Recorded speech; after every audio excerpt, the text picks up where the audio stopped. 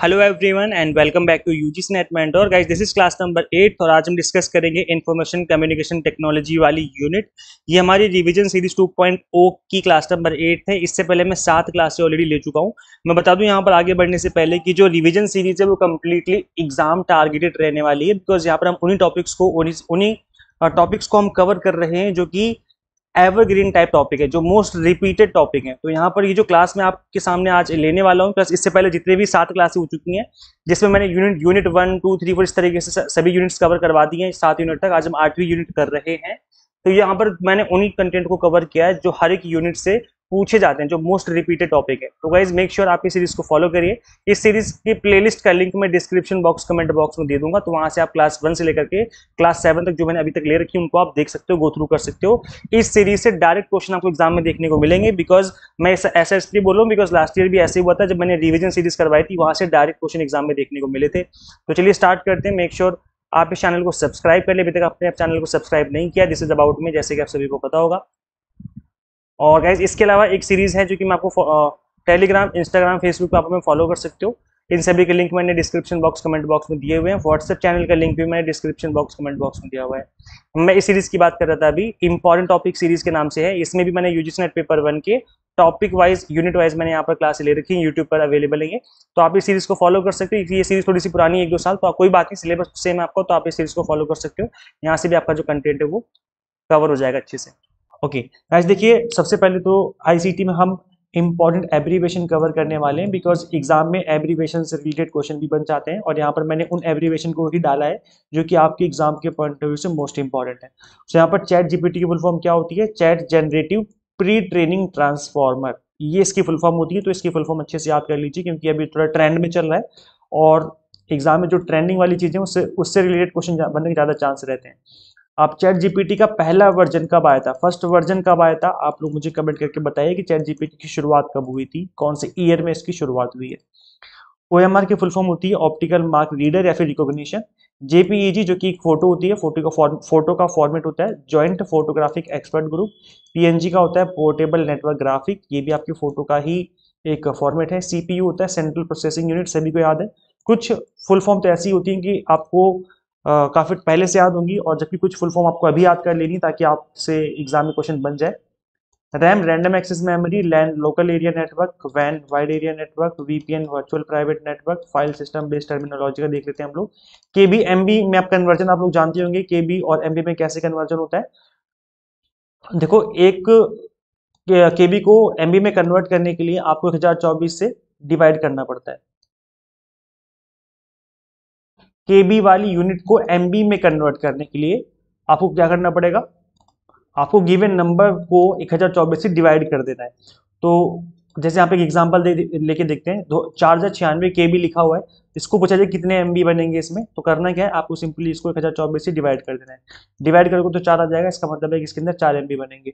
तो इस तरीके से आप कन्वर्जन कर सकते हो। सिंपली आपको इस वाले टर्म को याद रखना है, इस वाले नंबर को याद रखना है। अगर एमबी को केबी में कन्वर्ट करना हो तो कैसे करना पड़ेगा? 1024 से मल्टीप्लाई कर देनी है, नंबर वही है, बस मल्टीप्लाई कर देनी। जैसे 2024 केबी कितने एमबी के इक्विवेलेंट होगा, इस तरीके से। तो जैसे 2 एमबी है, 2 एमबी का पूछा जाए कि 2 एमबी कितने केबी का के इक्विवेलेंट होगा, तो क्या करना है, 1024 से मल्टीप्लाई कर देनी है 2 में, जो कि आपका एमबी वाला नंबर है। तो 2048 केबी निकल के आ जाएगा। इस तरीके से आप केबी एमबी में कन्वर्जन कर सकते हो, कोई दिक्कत नहीं आएगी। अच्छा, आप लोग सोचेंगे कि सर बाइनरी से डेसिमल, डेसिमल से बाइनरी में कैसे कन्वर्ट करेंगे, उसके बारे में बात करेंगे इसी वीडियो में, आगे बात करेंगे, देखते रहो वीडियो। यूआरएल जो होता है इसकी फुल फॉर्म होती है यूनिफॉर्म रिसोर्स लोकेटर, ये इंपॉर्टेंट है, एग्जाम में पहले भी पूछा जा चुका है। एचटीटीपी भी आपके एग्जाम में पहले पूछा जा चुका है, इसकी फुल फॉर्म होती है hyper text transfer protocol. DNS domain name system, HTML hyper text markup language, 2FA two factor authentication. अब देखो गाइस, ये हम लोग बहुत यूज करते हैं आज के टाइम पर, 2 फैक्टर ऑथेंटिकेशन, बट इसकी फुल फॉर्म जिसकी शॉर्ट फॉर्म है 2FA के नाम से जाना जाता है, 2 फैक्टर ऑथेंटिकेशन, तो इसको याद रखिए। 3G मतलब होता है third generation, 4th generation, 5th generation, 2G मतलब सेकंड जनरेशन। ये तो जनरेशन है, जनरेशन वाइज इसमें इनोवेशन होते हैं, फिर आगे की जनरेशन आ जाती है। अब इसमें AD अगर आ जाए तो ये क्या होता है, एनालॉग टू डिजिटल। AI का फुल फॉर्म होती है आर्टिफिशियल इंटेलिजेंस, सबको पता है। ALU arithmetic logic unit. AMOLED ये काफी ट्रेंड में है क्योंकि ये आज के टाइम पे चल रही है। So active matrix organic light emitting diode, पहले LCD हुआ करती थी, पहले एलईडी हुआ करती थी, एलसीडी, फिर एलईडी, फिर उसके बाद आ गई अब एमोलेड डिस्प्ले, है ना। तो आजकल आपके मोबाइल फ़ोन में भी एमोलेड डिस्प्ले आती है, तो इसकी फुल फॉर्म याद कर लीजिए। मोबाइल फ़ोन में भी आजकल इसी डिस्प्ले का यूज़ किया जा रहा है जो महंगे मोबाइल आ रहे हैं। एएमपी, इसकी फुल फॉर्म क्या होती है? Accelerated mobile pages. एपीआई की फुल फॉर्म होती है एप्लीकेशन प्रोग्रामिंग इंटरफेस। अब एपीके जो होती है, आप सभी को पता है कि जो एक एंड्रॉयड ऐप होती है उसकी जो फाइल होती है वो डॉट एपी के नाम से जाना जाता है। तो एपी की जो होती है इसकी फुल फॉर्म होती है एंड्रॉयड एप्लीकेशन पैकेज या फिर एंड्रॉयड पैकेज किट। तो इसकी फुल फॉर्म याद कर लो, ये भी काफ़ी ट्रेंडिंग में है क्योंकि इस टाइम पर एंड्रॉयड एप्लीकेशन काफ़ी ट्रेंडिंग में चल रहे हैं। एपीएन की फुल फॉर्म होती है access point name. AV that is audio visual. AVG antivirus guard. AVI audio video interleave. AVR automatic voltage regulator. BCC blind carbon copy, जिसका हम लोग मेल में यूज करते हैं, ईमेल में यूज होता है इसका। BCD that is binary coded decimal. BIOS, इसकी फुल फॉर्म भी एग्जाम में पूछी जा चुकी है। इसकी फुल फॉर्म होती है बेसिक इनपुट आउटपुट सिस्टम। इसकी फुल फॉर्म भी एग्जाम में पूछी जा चुकी है यूजीसी नेट में। इसके अलावा बीटी का मतलब होता है बाइनरी डिजिट। बिट का मतलब होता है बाइनरी डिजिट।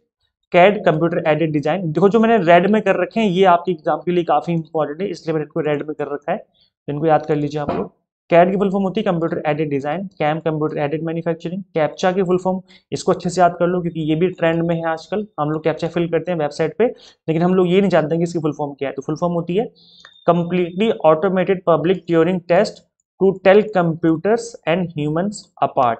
मतलब कंप्यूटर को बताना कि ह्यूमन अलग है, और मतलब पहचानना, कंप्यूटर की रिकॉग्नाइज करता है कि हाँ ह्यूमन ही कंप्यूटर एक्सेस कर रहे हैं, कोई भी चीज़ एक्सेस कर रहे हैं वो। सीबीटी, जिसका आपका एग्जाम होने वाला है, कंप्यूटर बेस्ड टेस्ट बोल सकते हो, ट्रेनिंग बोल सकते हो। CC that is carbon copy, इसका भी हम लोग ईमेल में यूज करते हैं। CD that is compact disc. आगे ये फुल फॉर्म देख लेते हैं। CD ROM that is compact disc read only memory. CPU central processing unit. DNS domain name system. DSL digital subscriber line. DVD full form होती है digital versatile disc, ये भी exam में पहले पूछी जा चुकी है। EEPROM electrically erasable programmable read only memory. FDD that is floppy disk drive. FTP that is file transfer protocol. GB मतलब होता है गीगाबाइट। जीएचजेड अगर है तो वो गीगा हर्ट्ज हो जाएगा उसकी फुल फॉर्म। जीआईएफ इंपॉर्टेंट है एग्जाम के लिए, इसकी फुल फॉर्म होती है ग्राफिक्स इंटरचेंज फॉर्मेट। जीपीएस भी इंपॉर्टेंट है, इसकी फुल फॉर्म होती है ग्लोबल पोजिशनिंग सिस्टम। और आजकल आपने देखा होगा कि गूगल जीपीएस का यूज करते हुए कुछ लोगों का एक्सीडेंट भी हुआ है, तो इसलिए थोड़ा ट्रेंड में चल रहा है, इसलिए इसकी फुल फॉर्म याद कर लो, हो सकता है इससे रिलेटेड क्वेश्चन बन जाए। तो जीपीएस की फुल फॉर्म याद कर लीजिए, ग्लोबल पोजिशनिंग सिस्टम। नेक्स्ट है आपका GUI that is graphical user interface. HD high definition. HDD hard disk drive. HDMI ये भी इंपॉर्टेंट है, high definition multimedia interface. HTML hypertext markup language. HTTP hypertext transfer protocol. HTTP अगर आगे S लगा दिया तो फुल फॉर्म वही होगी, बस आगे सिक्योर लग जाएगा। आईओ का हो जाएगा इनपुट आउटपुट। आईपी का हो जाएगा इंटरनेट प्रोटोकॉल। आई होप हो गए हैं, थोड़ा सा और आगे चल लेते हैं। हो गए क्या? हाँ, अभी और थोड़े से बचे हैं। IP4 जो होता है, IPv4 इंटरनेट प्रोटोकॉल वर्जन 4 हो जाएगा। IPv6 ये हो जाएगा इंटरनेट प्रोटोकॉल वर्जन 6। अब इससे रिलेटेड भी यूजीसी नेट एग्जाम में बार बार क्वेश्चन बनते रहते हैं, तो आप इसको थोड़ा सा समझ लीजिए ब्रीफली। दोनों ही इंटरनेट प्रोटोकॉल हैं, और IP4 पहले यूज हुआ करता था, मतलब पहले जमाने से यूज होता हुआ आ रहा है, और ये अभी रिसेंट में यूज ज़्यादा पॉपुलर हुआ है यूज होना। ये 1981 में डिप्लॉय किया गया था, जैसे कि आप देख सकते हो, और ये किया गया था डिप्लॉय 1998 में। तो IP6 जो है वो अभी as compare IP4 recently IP6 use किया जाने लगा है। 32 बिट IP एड्रेस होते हैं इसमें, मतलब जो इसका साइज होता है, इसका 128 बिट IP एड्रेस का साइज होता है। तो इसमें जो कॉम्बिनेशन होते हैं, मतलब कितने लोगों को असाइन किया जा सकता है IP एड्रेस, वो यहाँ पे देखते हो 4.3 बिलियन एड्रेसेस असाइन किए, मतलब बनाए जा सकते हैं नंबर्स का यूज करते हुए। और यहाँ पर 340 ट्रिलियन ट्रिलियन ट्रिलियन एड्रेस बनाए जा सकते हैं, क्योंकि यहाँ पर हेक्साडेसिमल नंबर यूज किया जाता है। अब जो बता रहा हूँ वो ज़्यादा इंपॉर्टेंट एग्जाम के लिए। इसके अंदर न्यूमेरिक डॉट डाल करके नंबर, मतलब यहाँ पर 4 नंबर होते हैं और ये डॉट से सेपरेट किए जाते हैं। 4 नंबर होते हैं, नंबर 1, नंबर 2, नंबर 3, नंबर 4। जबकि और इसमें क्या होता है, इसमें alpha numeric hexadecimal notation use किए जाते हैं, जैसे कि आप अपने स्क्रीन पे देख पा रहे होंगे कि यहाँ पर नंबर्स भी हैं और यहाँ पर अल्फाबेट भी हैं।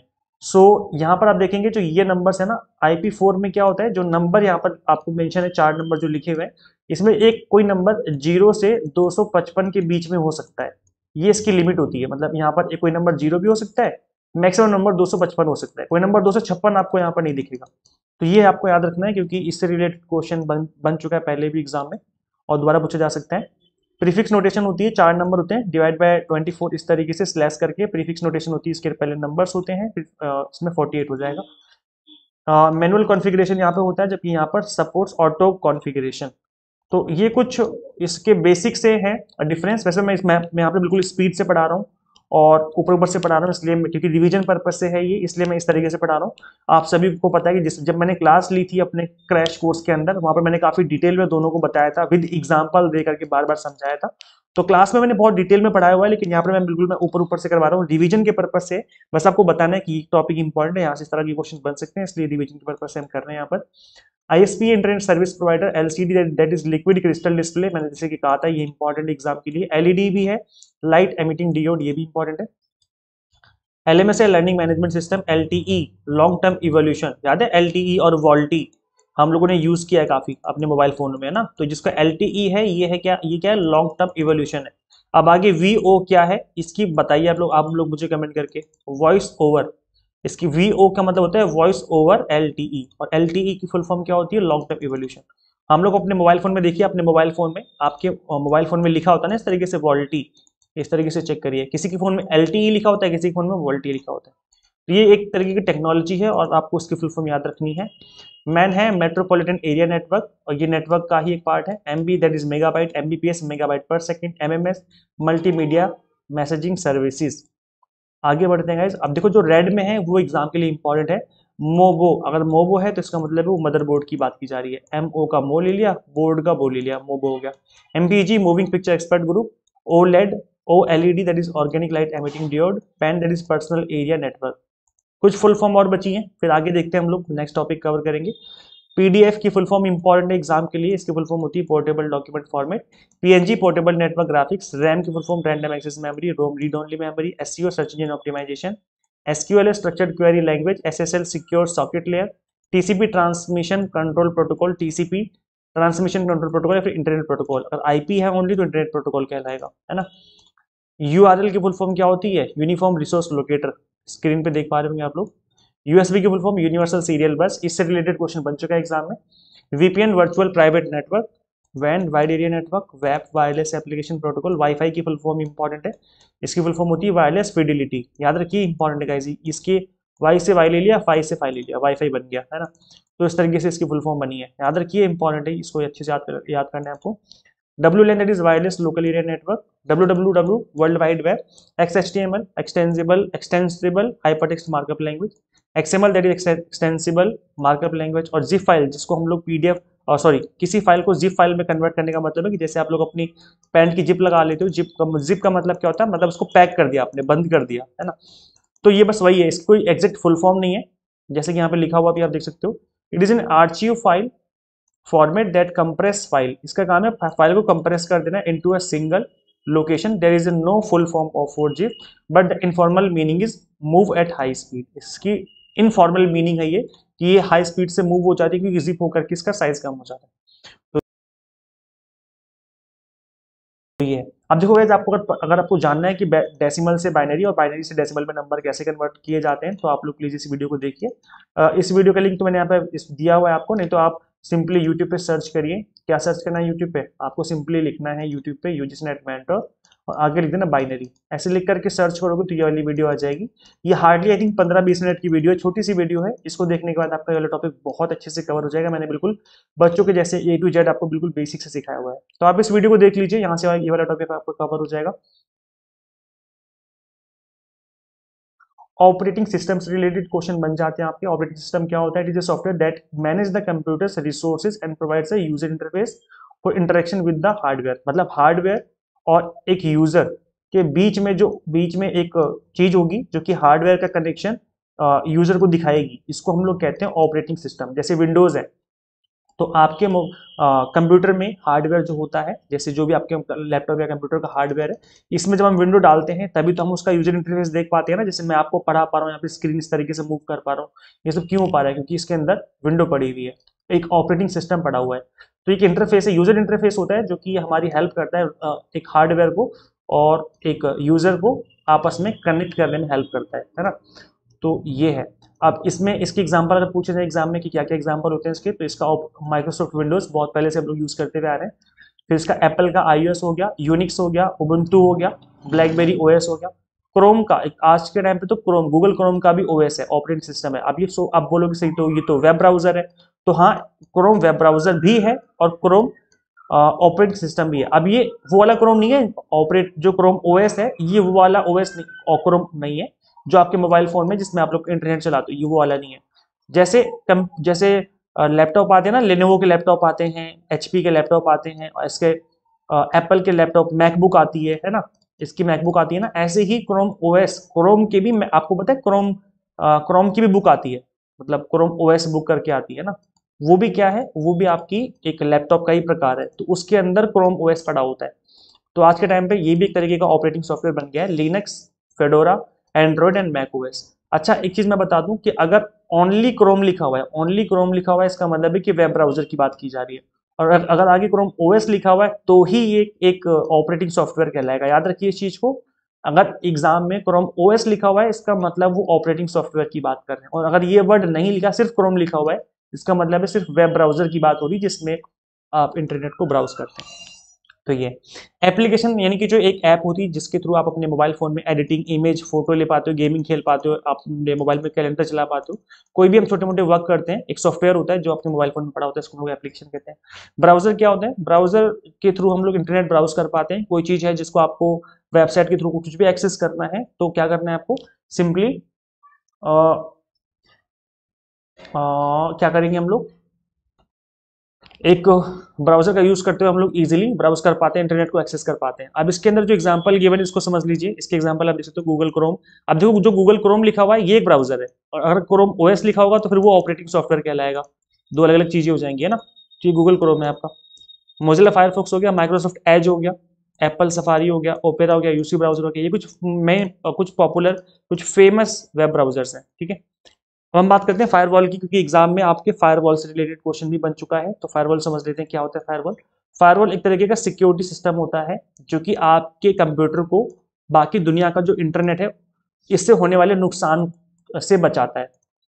जैसे कि आप अपनी इस पिक्चर में देख भी पा रहे होंगे, it is a security system that monitors and controls incoming and outgoing network traffic based on pre determined security rules. कुछ रूल्स होते हैं जिसको फॉलो करते हुए ये फायरवॉल काम करता है, और यहाँ पर ये जो फायरवॉल है अगर यहाँ पर हमने सेटिंग कर रखी है कुछ इस तरह की कि अगर कोई कोई बैड नेटवर्क आएगा, डिनाइड ट्रैफिक, आप देख सकते हो जो रेड लाइन वाला है ना वो डिनाइड ट्रैफिक है, जैसे यहाँ से इंटरनेट से कोई हमें गलत तरीके से लिंक दे या कोई गलत ट्रैफिक भेजे तो वो फायरवॉल को क्रॉस करके हमारे कंप्यूटर तक पहुंचेगा ही नहीं, ये फायरवॉल यहीं से वापस कर देगा।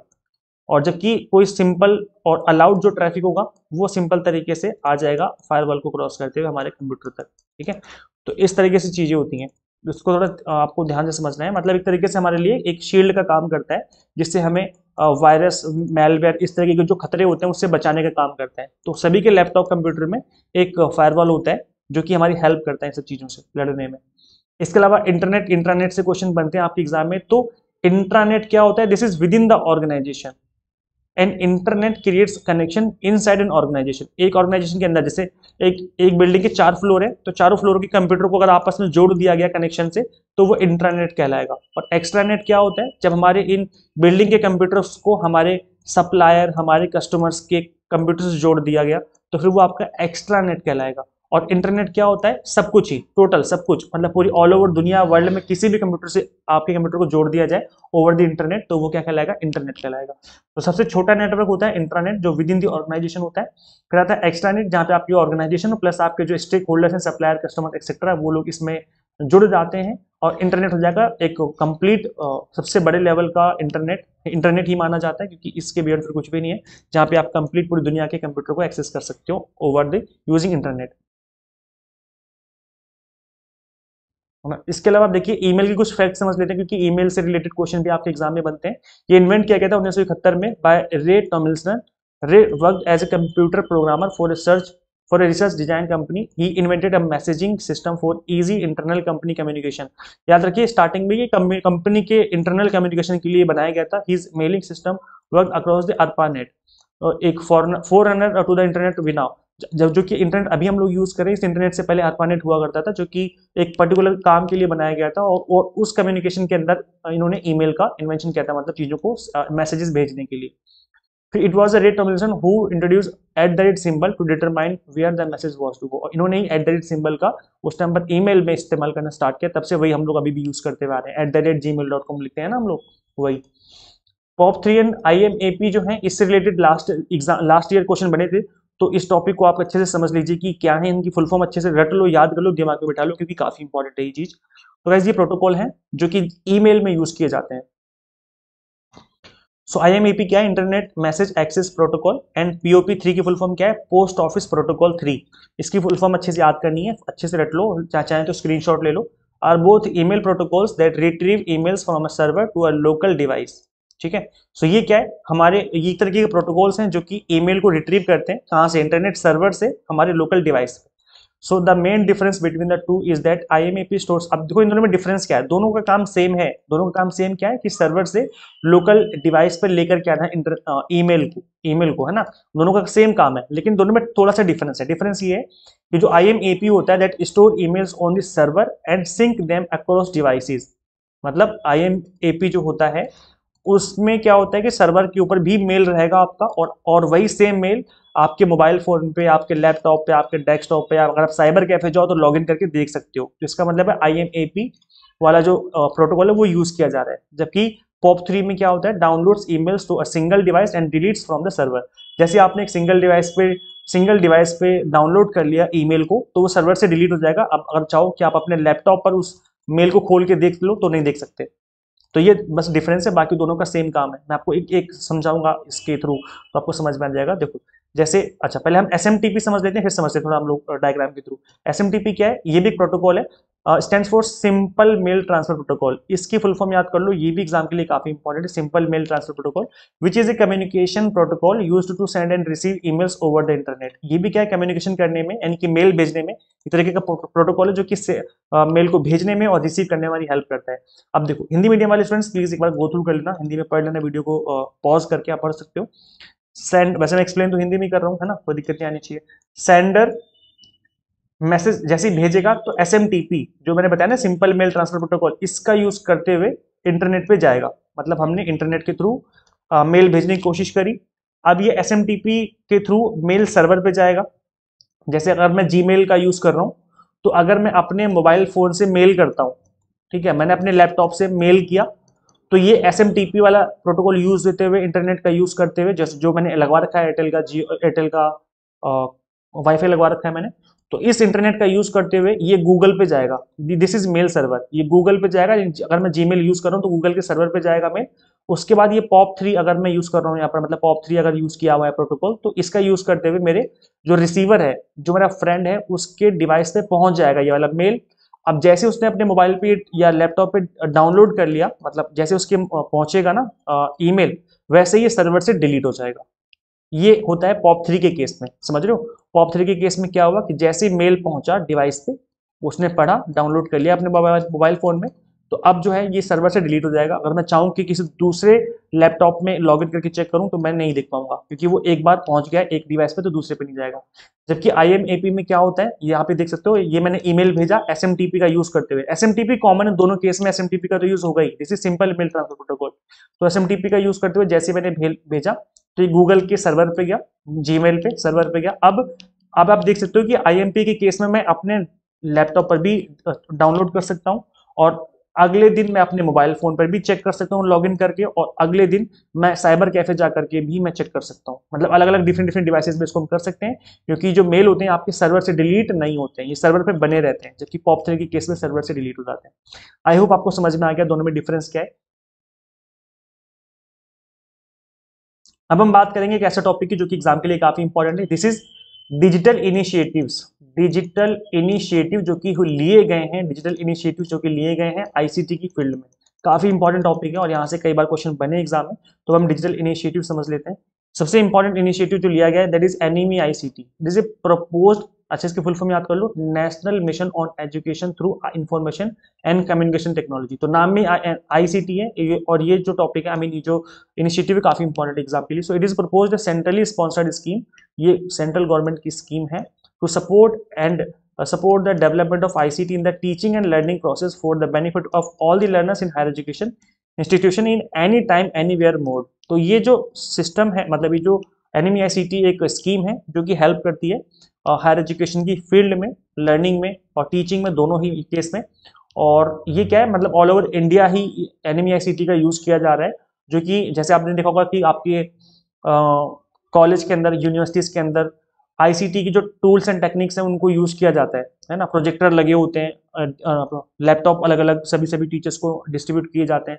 So it is expected to be a major intervention in enhancing the gross enrollment ratio GER in higher education by 5 percentage points during the 11th five-year plan. NMEICT contains all the three elements that serve well the three cardinal principles of education, जैसे कि access हो गया, equity हो गया and equality हो गया। इसको हमने फर्स्ट क्लास में पढ़ा था, याद होगा आप सभी को, कि जो एजुकेशन पॉलिसी के कार्डिनल प्रिंसिपल्स हैं वो तीनों प्रिंसिपल्स क्या होते हैं, एक्सेस, इक्विटी एंड क्वालिटी। और इससे रिलेटेड क्वेश्चन पहले भी एग्जाम में बन चुका है। नेशनल एकेडमिक डिपोजिटरी, इसमें क्या है, that this is a academic depository is a digital database of academic awards provided by the government of India. तो गवर्नमेंट ऑफ इंडिया ने जो भी एकेडमिक अवार्ड्स प्रोवाइड किए वो इस वाली डिपोजिटरी के अंदर जो है उनका स्टोर किया जाता है। ई विद्वान क्या है, ये नाम से ही इंपॉर्टेंट है क्योंकि इससे रिलेटेड पहले भी क्वेश्चन बन चुका है। It is a database of profiles of scientist and researcher. ये डेटाबेस है जिसपे आप कंप्लीट इंडिया के साइंटिस्ट को, रिसर्चर्स को देख सकते हो कि कौन यहाँ पर मतलब ऐड हो रखा है इंडिया में, कहाँ पर रिसर्चर कौन है, कौन सी यूनिवर्सिटी में पढ़ाते हैं, क्या काम करते हैं। And other faculty members who are involve in academic institution and other R&D organizations. It provides information like an expert background, contact address, experience, scholarly publication skills and मतलब उनके बारे में सारी डिटेल्स आप यहाँ से निकाल सकते हो। ई विद्वान एक वेबसाइट, आप जाके सर्च करिए गूगल पे, वहाँ पे आपको डिटेल्स मिल जाएंगी। IIT IIM के जो प्रोफेसर हैं उनकी डिटेल्स मिल जाएंगी, इंडिया में जो साइंटिस्ट हैं इसरो में जो काम करते हैं उनकी डिटेल्स मिल जाएंगी। इनके थ्रू आप इनको कॉन्टेक्ट कर सकते हो। अगर आप कोई रिसर्च कर रहे हो तो इनकी हेल्प ले सकते हो। The database is developed by the INFLIBNET. अब ये इन्फ्लिपनेट अपने आप में एक इंपॉर्टेंट टॉपिक है, इसके फुल फॉर्म याद कर लो। This is information and library network centre. ये भी एग्जाम में पूछा जा चुका है, इसकी फुल फॉर्म पहले भी एग्जाम में पूछी जा चुकी है। With financial support from the national mission on NMEICT इसकी फुल फॉर्म है। तो ई विद्वान जो डेटाबेस है वो NMEICT के हेल्प से ही स्टेब्लिश किया गया है। ई यंत्रा नेक्स्ट है, this is robotic outreach project. The goal of e-yantra is to complete existing higher education system worldwide and solve local problems across a variety of domain। e-yantra का मतलब ये सिंपल सा कि एग्रीकल्चर जो रियल लाइफ प्रॉब्लम उनको solve करना यंत्र को यूज करते हुए, मतलब टेक्निकल चीजों को यूज करते हुए, रोबोटिक्स को यूज करते हुए, मशीनों को यूज करते हुए, जैसे एग्रीकल्चर हो गया, disaster manufacturing, defence, home, smart cities, इन हर जगह ही हम लोग रोबोटिक्स का यूज कर सकते हैं। रोबोटिक्स का मतलब ये नहीं होता कि हमेशा इंसानों की फॉर्मेट में ही रोबोट दिखेंगे, नहीं, मशीनों की फॉर्मेट में भी होते हैं ना, जो चीजें ऑटोमेटिक करने में हमारी हेल्प करती है मशीनों, उनको भी रोबोट ही कहा जाता है। तो ई यंत्रा का पर्पज ये कि हम इस चीजों को, रियल लाइफ चीजों को ईजी बनाए। ग्रंथालय क्या है, ये अनदर इंपॉर्टेंट एक इनिशिएटिव है। It is a digital platform developed by the national informatics centre, ministry of electronics and information technology, government of India. So it is a government India for government libraries. ये network है, online network आप कह सकते हो, जो कि government libraries का एक नेटवर्क बनाया गया है online. It provides a complete ICT solution with integrated library management software. मतलब ये सभी लाइब्रेरीज को आपस में कनेक्ट किया गया एक सॉफ्टवेयर के through. It transforms traditional libraries to e library with digital library services like automation of in house activities of libraries, digital library integration etcetera. तो आपस में लाइब्रेरीज को कनेक्ट किया गया है और यहाँ पर सभी लाइब्रेरीज को आपस में कनेक्ट करके जो बुक्स है उनका एक ऑनलाइन उनका बनाया गया है, स्टोर किया गया है। ई कल्पा, ये अनदर एक इंपॉर्टेंट इनिशिएटिव है, creating digital learning environment for design, also called ई कल्प। याद रखिए डिजाइन के लिए बनाया गया है, environment for design. It is initiative ministry of human resource, जिसको हम लोग मिनिस्ट्री ऑफ एजुकेशन कहते हैं। It is a part of national mission, वही NMEICT का ही एक पार्ट है ई कल्पा, जो कि डिजाइन के लिए इसको बनाया गया। डिजाइन मतलब अलग अलग तरह की डिजाइन देना, लोगो हो गए या किसी भी चीज को लेकर के डिजाइन करना, या फिर मशीनों की डिजाइन होगी, कुछ भी, anything. Free and open source software for education, FOSSEE, ये भी एक इंपॉर्टेंट इनिशिएटिव जो कि एजुकेशन फील्ड में लिया गया है। It is a project promoting the use of open source software in educational institution. It is developed by IIT Bombay. It provides instructional material such as spoken tutorial हो गए, documentation such as text book companions and awareness programme such as conference, training, workshop and internship. तो काम को smoothly करने के लिए, हर चीज को स्मूथ तरीके से करते हैं हम लोग, इसलिए इस सॉफ्टवेयर को बनाया गया है। वर्चुअल लैब, ये क्या है, ये एक ऑनलाइन लैब है जो कि सिमुलेटेड इन्वायरमेंट देती है। ऑनलाइन मतलब डेटा कलेक्ट करना, एक्सपेरिमेंट करना और रिजल्ट ड्रॉ करना। ये एक ऑनलाइन एक लैब बनाई गई है, एक नहीं 225 लैब है ऐसे इंडिया में, जहां पर आप ऑनलाइन रिसर्च कर सकते हो और ऑनलाइन रिजल्ट ड्रॉ कर सकते हो डेटा कलेक्ट करने के बाद। शोध गंगा, शोध गंगोत्री एंड ई शोध सिंधु, तीनों ही एग्जाम के लिए इंपॉर्टेंट, इनको अच्छे से समझ लीजिए। शोध गंगा का मतलब क्या है, यहाँ पर थीसिस होती हैं और डिजर्टेशंस होते हैं, याद रखिए। ये एक डिपॉजिटरी है, ओपन एक्सेस है, मतलब कोई भी यहाँ पे जाके एक्सेस कर सकता है, डाउनलोड कर सकता है। यहाँ पे आपको थीसिस मिल जाएंगी, पीएचडी में थीसिस की जाती है, उसको यहाँ पे अपलोड किया जाता है। डिजर्टेशंस होते हैं, उनको यहाँ पे अपलोड किया जाता है। तो इसका काम ये है कि भाई डुप्लीकेशन ना हो रिसर्च के काम में। जैसे मैंने किसी टॉपिक पे रिसर्च किया तो मैं चेक कर लूंगा क्या ये अवेलेबल है, अगर ये अवेलेबल नहीं होगा यहाँ पर, इसका मतलब है इस पर अभी रिसर्च नहीं हुई है, तो मैं इस टॉपिक पे रिसर्च कर सकता हूँ। तो डुप्लीकेशन से बचेंगे, प्लस ये हेल्प करती है फर्दर रिसर्च करने में, लिटरेचर रिव्यू करने में बहुत हेल्प होती है। यहाँ से आप थीसिस डाउनलोड कर सकते हो अपनी रिसर्च के लिए, यहाँ पर इजिली आप लिटरेचर रिव्यू कर सकते हो। शोध गंगोत्री में क्या होता है, शोध गंगोत्री जो है ये एक research scholar and research providers के लिए है, where they can deposit an electronic version of approved synopsis। जब आप पीएचडी में एडमिशन लेते हो तो आपको सिनॉप्सिस की रिसर्च प्रपोजल बनाना पड़ता है। तो जो अप्रूव्ड सिनॉप्सिस है, जो भी अप्रूव्ड प्रपोजल सिनॉप्सिस होते हैं, उसको आपको शोध गंगोत्री पे अपलोड करना होता है। तो ये भी हमारी हेल्प करता है और मतलब लिटरेचर रिव्यू में, और प्लस ये भी डुप्लीकेशन से बचाता है, ताकि सेम टॉपिक पे बार बार रिसर्च ना हो, और एक टॉपिक पे अगर ऑलरेडी रिसर्च हो रखी है तो उस पर दोबारा रिसर्च ना हो। तो इसलिए सिनॉप्सिस का भी एक ऑनलाइन एक डिपोजिटरी है, जिसको हम शोध गंगोत्री कहते हैं। इसको भी आप लोग ऑनलाइन सर्च कर सकते हो, डाउनलोड कर सकते हो। अगर आप किसी टॉपिक पे पीएचडी करना चाहते हो तो शोध गंगोत्री पे जरूर विजिट करें, उस पर अपना सर्च करें टॉपिक, और वहां से आपको आपको आइडिया लगेगा। ई शोध सिंधु, ई शोध सिंधु क्या है, ये है 15,000 से ज्यादा इंटरनेशनल इलेक्ट्रॉनिक जर्नल्स का एंड ई बुक्स है। यहाँ पर आपको रिसर्च पेपर से रिलेटेड जो कंटेंट है वो देखने को मिलेगा। सो यहाँ से आप लोग रिसर्च पेपर डाउनलोड कर सकते हो अलग अलग फील्ड के, और ये जो है इनफिनिट इसको मैनेज करता है, इसका जो कंप्लीट ऑनलाइन इसका जो डिपॉजिटरी है। इसके अलावा guys देखो, मैं स्वयं ऑलरेडी पढ़ा चुका हूँ आपको क्लास 1 में, तो उसको मैं बार बार रिपीट नहीं करूंगा। अभी तक आपने क्लास 1 ये देखी, रिवीजन सीरीज को तो देख लो। क्लास 1 में जो है मैं स्वयं ऑलरेडी कवर कर चुका हूँ, सो उसको बार बार रिपीट नहीं करेंगे हम लोग। हिंदी में यहाँ पे कंटेंट गिवन है, आप चाहो तो हिंदी में पढ़ सकते हो, जो मैंने अभी पढ़ाया है आपको ऊपर। आप यहाँ पर मैं इसको थोड़ा सा ऐसे कर देता हूँ, ताकि आप वीडियो को पॉज करके जो भी टॉपिक पढ़ना है आप हिंदी में भी गो थ्रू कर सकते हो। आई होप आपको चीजें समझ में आया है ना। Types of virus and malware, ये टॉपिक थोड़ा बचा हुआ है, तो आप इसको भी आप यूट्यूब पे सर्च करके देख लीजिए, क्योंकि मैंने इस टॉपिक को ऑलरेडी क्लास ले रखी है। तो आप यूट्यूब पे सर्च कर लीजिए। यूट्यूब पे कैसे सर्च करना है आपको, मैं जैसे कि हमेशा कहता हूँ, आपको पहले हमारे चैनल का नेम लिखना है। चैनल का नेम क्या है, यूजीसी नेट मेंटर, ये नाम है ना, ये लिखना है। आगे लिख देना वायरस, ये लिख करके सर्च करोगे तो ये वाली वीडियो आ जाएगी। सो आप इस वीडियो को जरूर देखिए एग्जाम में जाने से पहले, क्योंकि एग्जाम में वायरस आए ना आए, लेकिन मेलवेयर से क्वेश्चन बनता ही बनता है। तो आप मेलवेयर वाले टॉपिक को अच्छे से कवर कर लेना। जैसे ट्रोजन हॉर्स क्या होता है, स्पाईवेयर क्या होता है ना, इस तरह के जो क्वेश्चन है वो एग्जाम में बन जाते हैं। तो आप इस टॉपिक को अच्छे से पढ़ लीजिए एग्जाम में जाने से पहले। आई थिंक ये भी छोटी सी क्लास है, कुछ ऐसी 20-25 मिनट की क्लास होगी, ज़्यादा लंबी क्लास नहीं है। तो आप इस क्लास को देखेंगे तो ये टॉपिक आपका बहुत अच्छे से कवर हो जाएगा। इसमें मैंने कंप्लीट लिस्ट बता रखी है, एंटीवायरस कौन कौन से होते हैं, मेलवेयर कितने तरह के होते हैं, उनकी कंप्लीट डिफाइन कर रखा है, उनकी डेफिनेशन दे रखी है विद एग्जाम्पल। तो आप इस टॉपिक को जरूर देखिए एग्जाम में जाने से पहले। अच्छा, आप लोगों को क्लासेस कैसी लगती है प्लीज आप कमेंट करके बताया करो, क्योंकि आपके कमेंट सेक्शन से ही मोटिवेशन मिलती है आपके लिए कंटेंट क्रिएट करने में। तो आप लोग प्लीज कमेंट करके बताया करो कि क्लासेस आपको कैसी लगती हैं।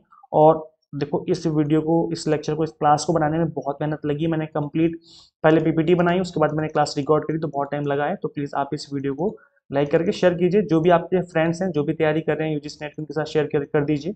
जिस भी ग्रुप में आप ऐड हो उस ग्रुप में शेयर कर दो। सो गाइस देखो, आज जो मैंने आपको जिस तरीके से पढ़ाया है ये कंप्लीटली रिवीजन पर्पज से है। अगर आप इसी तरीके से कंप्लीट कंटेंट अच्छे से पढ़ना चाहते हो, इन डेप्थ पढ़ना चाहते हो मुझसे, तो मैंने पेपर 1 ऑल 10 यूनिट्स मैंने आपको unit wise topic wise content available करवा दिया है ऐप में। सो आप यहाँ से हमसे अच्छे से पढ़ सकते हैं। ऑल 10 यूनिट्स आपके ईजी वे में कवर हो जाएंगे और अच्छे से एग्जाम टारगेटेड। सो गाइज मैं बता दूं, अभी स्पेशल ऑफर चल रहा है, तो आप ऑफर अवेल कर सकते हैं। फ्लैट 10% डिस्काउंट अभी सभी कोर्सेज पे अवेलेबल है। JRF10 कूपन कोड आपको अप्लाई करना है। जैसे आप अप्लाई करेंगे फीस आपकी ऑटोमेटिकली रिड्यूस हो जाएगी। अच्छा, अगर आप 6 मंथ वाला कोर्स इनरोल करते हो तो 6 मंथ वाले कोर्स में आपका जो अभी जून एग्जाम होने वाला है ये भी कवर हो जाएगा, प्लस जो दिसंबर वाला एग्जाम है वो भी आपका इससे इजीली कवर हो जाएगा। सो अगर आप 6 मंथ वाला कोर्स इनरोल करते हैं तो इस पे आप 10% का डिस्काउंट भी अवेल कर सकते हैं। सो पेपर 1 के अलावा हम आपको यहाँ पर कॉमर्स मैनेजमेंट पोल साइंस की प्रिपरेशन करवाते हैं। गाइस इस एग्जाम को देखो फर्स्ट अटेम्प्ट में क्रैक किया जा सकता है, डेफिनेटली किया जा सकता है, बिकॉज मैंने भी इस एग्जाम को फर्स्ट अटेम्प्ट में क्रैक किया था। और मेरी स्ट्रेटेजी यही थी कि मैं एग्जाम टारगेटेड कंटेंट पर फोकस करूँ, क्योंकि कंटेंट बहुत सारा है, बट मैं सब कुछ पढ़ता रहूँगा तो एग्जाम क्रैक होना मुश्किल हो जाएगा। अगर हम केवल एग्जाम टारगेटेड कंटेंट पर फोकस करेंगे तो एग्जाम क्रैक होना काफी ईजी हो जाता है। सो यहाँ पर अभी सुपर फास्ट बैच चल रहा है जून एग्जाम के लिए, आप इसको कंसिडर कर सकते हैं। अदरवाइज आप 6 मंथ वाला इनरोल करेंगे तो वो आपका जून एग्जाम भी प्रिपेयर हो जाएगा, प्लस जो अभी दिसंबर 2025 में एग्जाम होगा वो भी आपका कवर हो जाएगा 6 मंथ वाले।